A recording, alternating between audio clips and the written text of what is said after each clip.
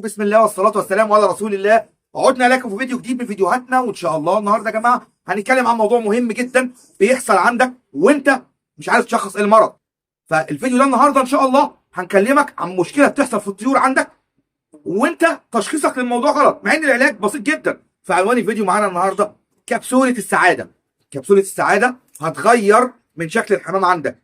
لكن قبل ما نخش في موضوع الفيديو حابين ننوه، لو انت اول مره بتشوفنا اتمنى تشترك في القناه وتفعل الجرس، وما تنساناش من اللايك بتاعك الجميل. اللايك بيفرق معانا وبيرفع الفيديو وبيخلي اكتر حد يشوفه، وجزاكم الله خيرا. بسم الله على بركه الله. طب يا جماعه مبدئيا كده، حمام كتير عندك بتلاقيه عنده خمول كده في الحركه، بياكل مفيش اي مشكله خالص، عنده زغاليل، راقد على بيض، لكن في خمول في الحركه. تيجي تبص تلاقيه ماشي بالراحه كده، تزقه تلاقيه مفيش النشاط اللي انت عايزه. طب هو ده ايه يا ابو هاجر؟ ده يا باشا مشاكل في الكبد. مشاكل في الكبد، انت محتاج منشط كبد بس والله. فيجي واحد يروح حاطط لك ايه؟ مضاد حيوي. ادي مضاد حيوي يا عم. مضاد حيوي ايه يا عم؟ الله يهديك. إيه؟ ادي فلاجيل، ادي غسول مطهر معوي. مفيش الكلام ده يا فندم.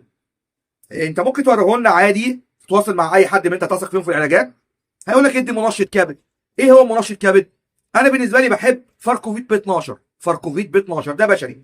انا عندي حاجات بيطري كتير على فكره يا جماعه، بس انا بتكلم ايه اللي هو اسهل حاجه تجيبها من عندك. عندنا منتجات كتير قوي منشط كبد موجوده في العياده البيطريه. خلينا نتكلم النهارده عن علاج بشري. تمام كده؟ علاج بشري. هتروح الصيدليه تقول له عاوز ايه؟ شريط فاركوفيت ب 12. تمام؟ وعايز تحط كبسوله فوق الفرد عادي، مفيش اي مشكله، كبسوله واحده، او تحط 2 على لتر، تفضيها في ازازه لتر وترجها كويس، عشان هي ايه؟ عامله من جوه زي الشوكولاته كده. تمام؟ وترجها كويس وتمسح منها للحمام، او تدي كل فرد 10 سم من اللي انت عملته ده. عايز تدي كبسوله واحده بلها ميه وزغطها فوق فرد الحمام، اسمه ايه؟ فاركوفيت ب 12. طب يا ابو هاجر مفيش حاجه شراب؟ اه يا فندم في حاجه شراب. ايه هي الحاجه شراب؟ عفوا يا جماعه، في حاجه بشري اسمه هيباتيكم. وهدي للناس معلومه مغلوطه. هيباتيكم يا جماعه مش مضاد سموم، مش مضاد سموم. يا عم كلف نفسك، اكتب على جوجل هيباتيكم شراب، مش مضاد سموم خالص. اكتب دواء الاستعمال. هو علاج اصلا للصفرة ومنشط كبد، يعني علاج التهاب كبد وبائي. يعني حضرتك لو عندك مشاكل في الكبد وتلاقي النتايه واقفه وكسره ديلها كده لتحت كده، او ذكر كسر ديل تحت، ده التهاب كبد وبائي. محتاج ايه؟ يا اما كبسوله فاركويت ب 12، يا اما سنتي هيباتيكم في الفم. تمام؟ لو هتدي هيباتيكم يبقى سنتي كل 12 ساعه لمده من 3 ايام ل 5 ايام، ونمنع الذره الصفراء. سهله اهي. تمام؟ طب لو هندي فاركوفيت ب 12، ممكن تقسم الكبسوله نصين، ماشي كده؟ يعني تاخد مثلا نصها اخرمها كده، او تعب اي حاجه، فضي نصها على 10 سم ميه، قلبها كويس بصبعك، خدها في سرنجه اديها لفرد الحمام، او تدي كبسوله في اليوم، او تقسمها على مرتين. تديها يعني الكبسوله الواحده كل 12 ساعه، تاخد نصها على 10 سم ميه تديها للفرد، وبعد 12 ساعه تديله نصها التاني لمده من 3 ايام ل 5 ايام. ونصيحتي ليك اكل دور عوجه وقمح بس طول فتره العلاج، دور عوجه وقمح، ويكون كميه صغيره، ما تديش كميه كبيره. هتلاقي فرد الحمام ظبطت له الكبد بتاعه.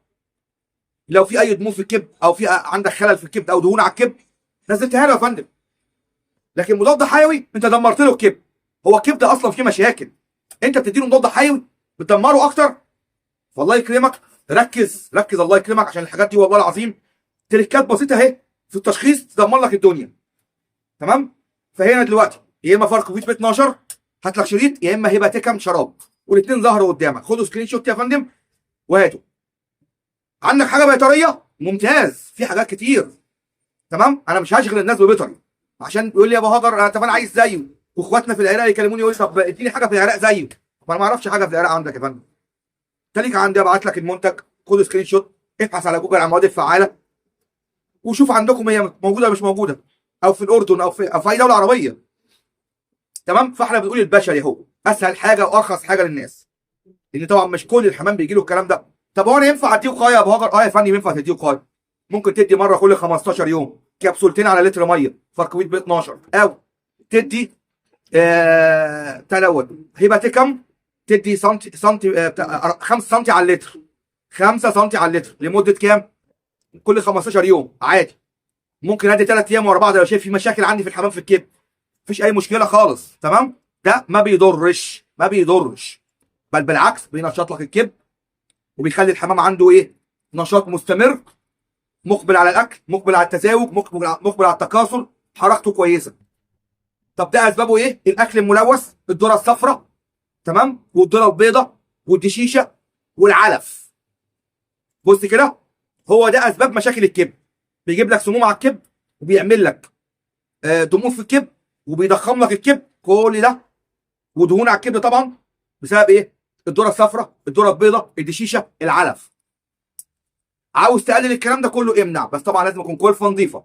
فده كان فيديو النهارده يا جماعه. قلنا عنوان الفيديو ايه؟ كبسوله السعاده، مهمه جدا عندك للحمام. استخدم ده او استخدم ده او استخدم اي حاجه بطريقه، لكن المنشط الكبد مهم جدا جدا لطيوره. ممكن تدي مرتين في الشهر وقايه يا جماعه، اهو ادينا بنكرر اهو. ماشي؟ فده كان فيديو النهارده. لو انت اول مره بتشوفنا وعجبك محتوى القناه، دي قناتي الثانيه يا جماعه، قناتي الثانيه على اليوتيوب، بننزل عليها فيديوهات كتير. تابعنا الفتره اللي جايه دي، هنكثف الشغل على القناه دي. ولو انت مش مشترك فيها، الله يكرمك اشترك فيها وفعل الجرس، عشان الفتره الجايه هنعمل سلسله هنا خاصه بالقناه دي. تمام يا جماعه؟ اللي هي قناتنا الثانيه دي، فمحتاج الناس كلها تبقى معانا. والقناه كبيره شغاله، مفيش اي مشكله خالص، بس احنا بنشغل القناتين تحسبا يحصل اي حاجه. اليوتيوب عمال في القنوات كتير الايام اللي فاتت ديت، فاحنا ايه؟ بنمسك العصا من النص، عشان لو دي اتقفلت تبقى دي ان شاء الله موجوده، تبقى مرجع للناس فيها فيديوهات. فان شاء الله هنعمل سلسله جديده على قناه ثانيه تتابعها معانا. والله يكرمك تثبت حضورك معانا تحت في التعليقات بشيء تؤجر عليه. وطبعا لو انت بتتابعنا من خلال صفحتنا على الفيسبوك، صفحه الفيسبوك يا جماعه في ناس خاصه بالفيسبوك، في ناس ما بتحبش يوتيوب على فكره، فاحنا الفيديو بينزل هنا وبينزل هنا. طبعا في ناس محترمه بتتابعنا على الاثنين او على الثلاث اماكن، اللي هو ايه؟ قناه قديمه، قناه جديده، فيسبوك. طبعا دي ناس على راسنا كلنا، اخواتنا بيتابعونا من زمان، وطبعا تعليقاتهم بتسعدني جدا. تمام؟ فده كان فيديو النهارده. ما تنساش اللايك بيفرق معانا، كومنت بيفرق معانا، اشتراكك، ابعت اللينك لاصحابك اللي متابعيني يتابعوني برضو على القناه ديت. فبشكر جدا لحسن المتابعه والمشاهده. كان معاكم اخوكم في الله احمد ابو هاجر. سبحانك اللهم وبحمدك، اشهد ان لا اله الا انت، استغفرك واتوب اليك، والسلام عليكم ورحمه الله وبركاته. مستنيك تعمل اشتراك واثبت حضورك تحت معايا ان شاء الله. الفيديوهات هتعجبك. احلى مسا على الناس كلها. تابعني وما تروحش بعيد، ومستنيك على الفيسبوك وتقول انا جاي من اليوتيوب. السلام عليكم.